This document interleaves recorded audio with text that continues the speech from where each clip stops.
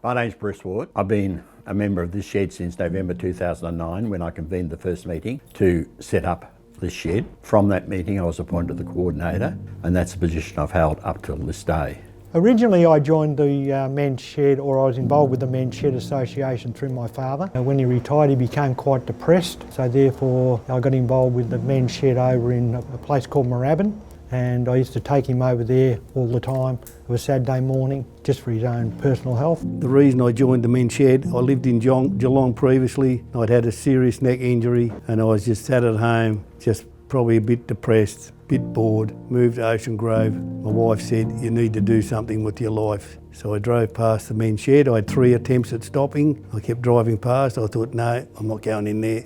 Then I stopped one day and I managed to speak to a chap and said, oh yeah, we'll give it a go. And here I am, 4 and a bit years later. I like the support, I like the camaraderie of the people that are at the shed. Being able to make things, talking to different guys. The social aspect of meeting guys. I was going to say bullshit if I can't say that. Also I like the fact that the guys, most of them are pretty amicable, easy to get along with, easy to talk to. I like the skylarking that goes on between the members. There's a lot of what could appear to outsiders to be quite serious disagreements when in reality it's just people stirring one another. The chance to learn from people who have a lot more experience. Perhaps teaching them certain aspects of certain trades that we can help them with.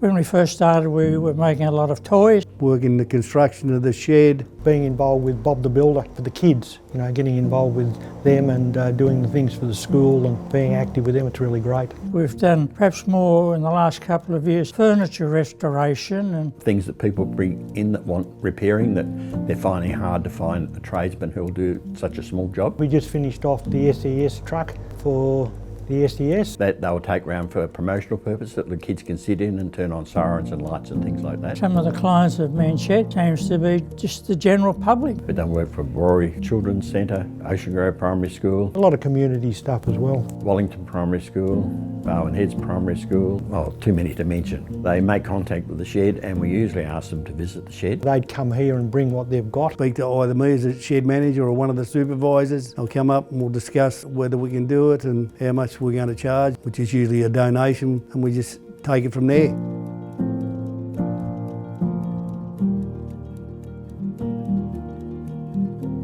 We sell at the market store.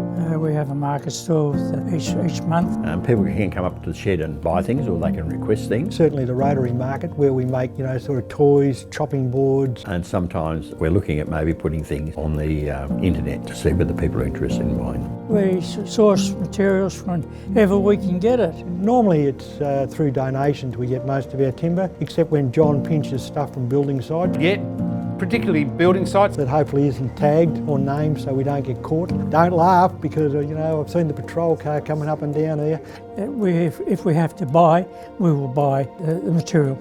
Yeah, you can either pay full market price or sometimes you can get a wholesale price for them. It's only a matter of mentioning the Men's Shed name and it just gives you a bit of street cred.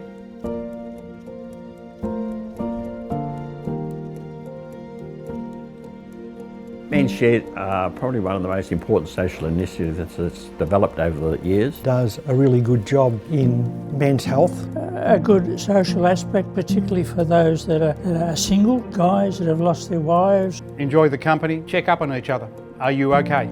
That's all it takes. Also connecting people to community. You know, as people get older, they can become disconnected unless they're involved in bowls clubs, golf clubs and other organisations, and not everyone does that. Our men's groups have been important in men's lives for a long time. Guys can come and, you know, be part of the shed if they want to, or they don't have to be, they don't have to turn up every day. There's no commitment. The advantage Men's Sheds has over other community groups is we're open 5 days a week, whereas most other community men's groups operate once or twice a week. And I think sheds are important for transitional stages in men's life. Now those transitional stages can be when they stop working or retire. Sometimes men lose their identity because a lot of men identify who they are by what they do. When they stop working, they've lost that, and the shed can replace that and give them their identity back by giving them a place in society where they can be useful and productive in helping support our community.